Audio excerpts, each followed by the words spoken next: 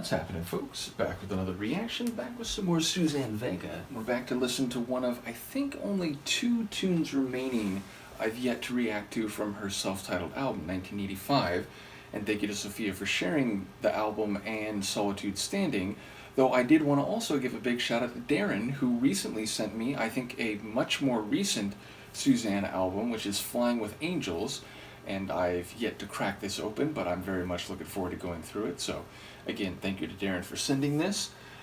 And yes, we're going to listen to Undertow. Now, this is a song I actually have heard before. I listened to it when I first got access to the album. I just didn't do a reaction to it. I don't think I've listened to it for many months now, so it's one that I have a, let's say, partial recollection of the lyrics, and I remember the sonic atmosphere is very, I think, acoustic guitar driven. It has that guitar poet type of sound, which is a main sonic lane of hers, as I've come to understand.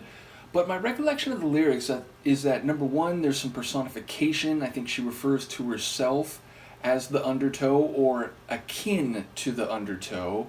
I do think there's also reference to things being stripped down, laid bare, worn away, like stone with a tide, the way that over eons of the kinetic force and the friction of the tide crashing against the rocks, they can be shaped and formed and stripped down to a more reduced state.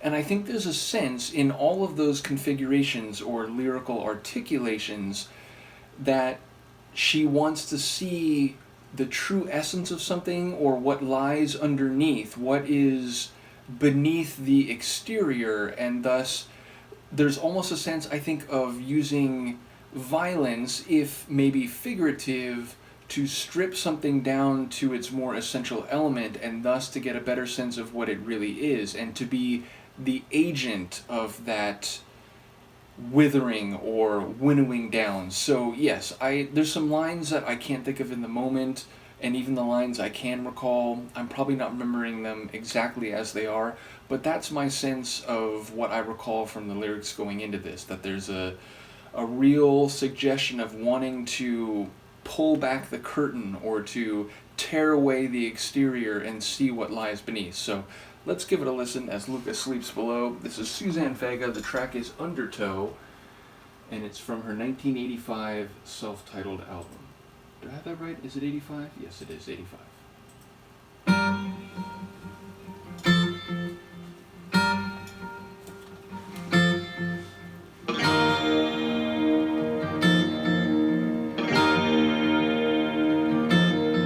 I believe right now if I could, I would swallow you whole. I would leave only bones and teeth. We could see what was underneath, and you would be free then.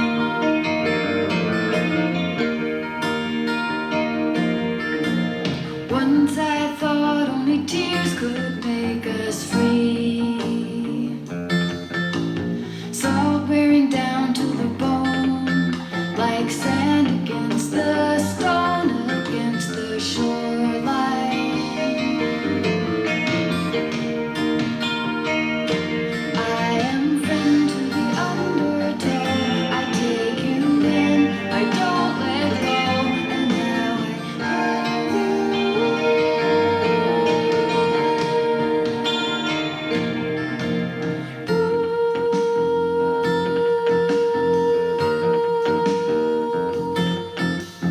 Wanted to learn all the secrets from the edge of a knife, from the point of a needle, from a diamond, from a bullet in flight. I would be free then. I am friend to the undertow. I take you in, I don't let go, and now I have you.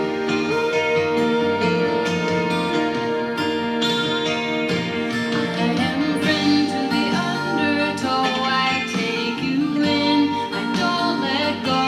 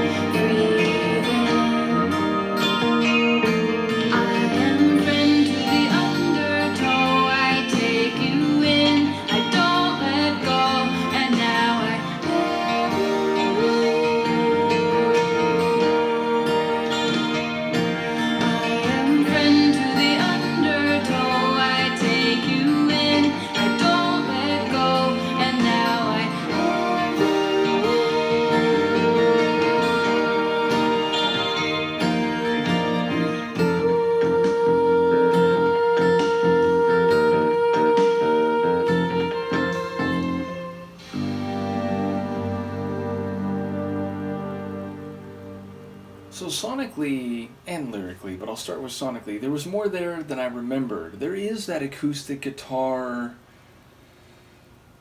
flavor that is a major ingredient in the track, but there's also a little electric guitar which has this like rapid fire riff that was really standing out to me, almost like you might hear an electric guitar in a reggae track with just this little like ska-like rhythm that, repeats or cycles around. Definitely the bass guitar was very notable and it was really grooving throughout the track.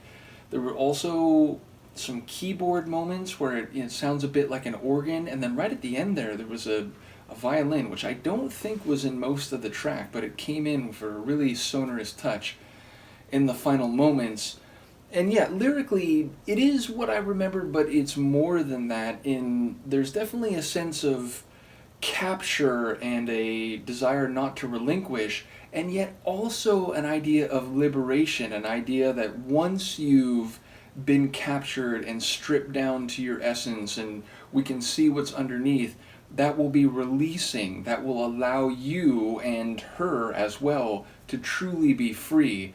So maybe the idea that, again, peeling back the exteriors and getting through the layers of the superficial or the situational can then allow you to truly express what you actually feel or who you really are or what a dynamic can really be. So yeah, again, referring to her as a friend of the Undertow, I was thinking that she called herself the Undertow, or was saying she's like the Undertow, but saying she's a friend of the Undertow, it's like an associational comparison rather than a true personification or simile. Nevertheless, again, I enjoy the violent imagery. I mean, even talking about the tip of a bullet, or what was it, the tip of a diamond, which can be used. It's a very hard substance on the Mohs hardness scale that can drill more effectively and pierce through outer layers and get down to the actual substance being sought. So there's a lot of visual and frankly violent imagery / metaphor on display. But I think it is fundamentally like an emotional song, and one that actually sounds like she views it as, once again, something that can free people, the other person herself, maybe, by extension, all humanity or people in certain context anyway.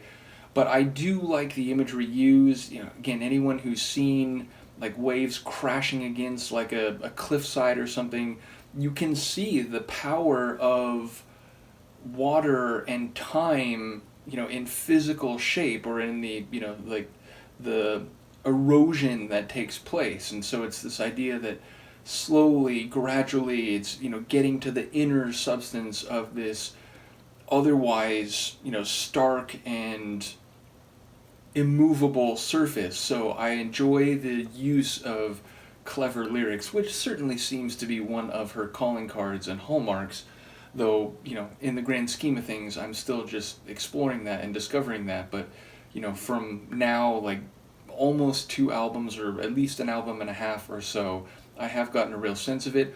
I think the only tune remaining on this album, and I may be wrong, I'll have to look in YouTube Studio, but I know I've reacted to most of the tracks here, so I think Neighborhood Girls, the final tune on the album, is the only one I have not yet reacted to.